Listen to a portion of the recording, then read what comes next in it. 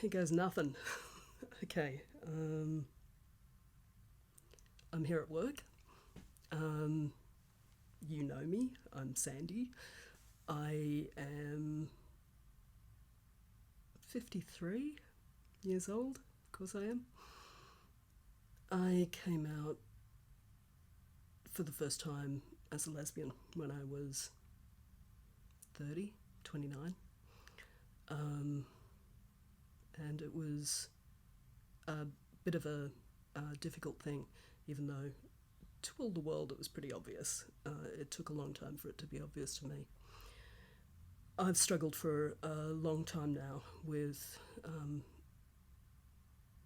who I am as a person in terms of my gender. I'm pretty happy and confident in who I am as a person generally, but my gender has been a point of confusion for me for a long time. I knew, however, that I didn't identify as a man, and I certainly knew that I didn't identify as a woman. So the confusion has been around what I am if I'm neither of those things. Where that falls for me now is in a relatively supported space here at the University of the Sunshine Coast. I've found an employer that is incredibly supportive. Any concerns about that support are actually about me and not about the institution. Universities are fraught places in a whole lot of ways, but they're also pretty safe spaces in a whole lot of others. And so I know that that's how it's manifested for me, and I also know that that's, not unproblematic for a whole lot of other people. I have been really emotional about this process of change for me. And I think for all the world, it doesn't seem like a change to most people I know. It seems like I'm pretty much who I've always been. And truthfully, I am. It's just that the way that I'm describing myself and the way that I feel about myself has changed somewhat. The way that I expect other people to talk about me has changed as well. Probably most notably, it's that I'd prefer. Oh, and this is me saying what I would prefer people to call me or talk about me as. I prefer to be referred to as someone who is a person. You can call me they, them, their, or Sandy is the other thing that you can say. So I've got a very handy gender non-conforming name, and also I'm lucky because I'm an associate professor. People will call me that, or they'll call me doctor, so I don't have to think about those kinds of descriptors that are often really problematic for people. I think for me, one of the big changes has been how I feel about my body, and how I feel about myself. And at 53 years of age, I didn't expect that this was going to be a set of feelings that I had to deal with. And so for that reason, I'm probably much more sensitive about it than I anticipated I would be. Similarly, I am probably a lot more insistent with people that I know about them getting gender pronouns right.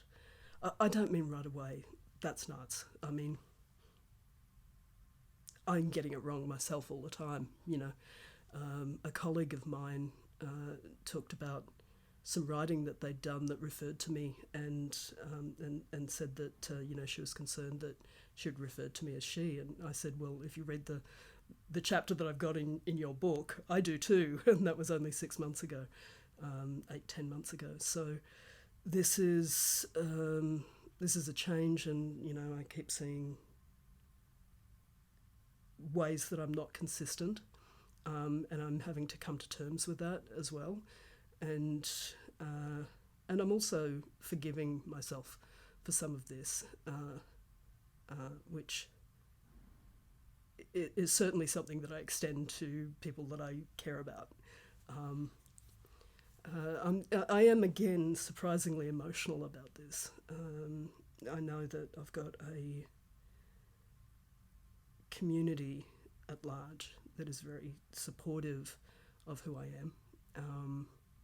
And I know that there are people who aren't. And in a sense, I actually don't care about them. That's the good thing about being 53 is that and coming through this process at this age, is that I actually don't really care what other people think.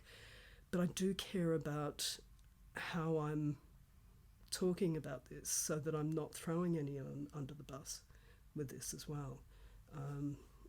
Coming to terms with the idea of gender non-binary or gender non-conforming or non-binary presentations as trans has been a part of that. That's been probably more of a journey for me than it has for a lot of other people. And I think it took me a while to realise that I was assigned the wrong gender at birth. That's the space in which I guess other people and also myself, where I'd consider myself trans, and that is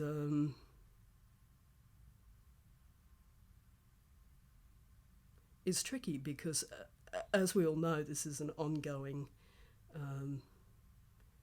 space of transition that all of us are in, and it's not a mistake for me to be thinking about this and trying to work this through, and I want to do it in a way that is not about hiding anything. I want to be open and honest about this. So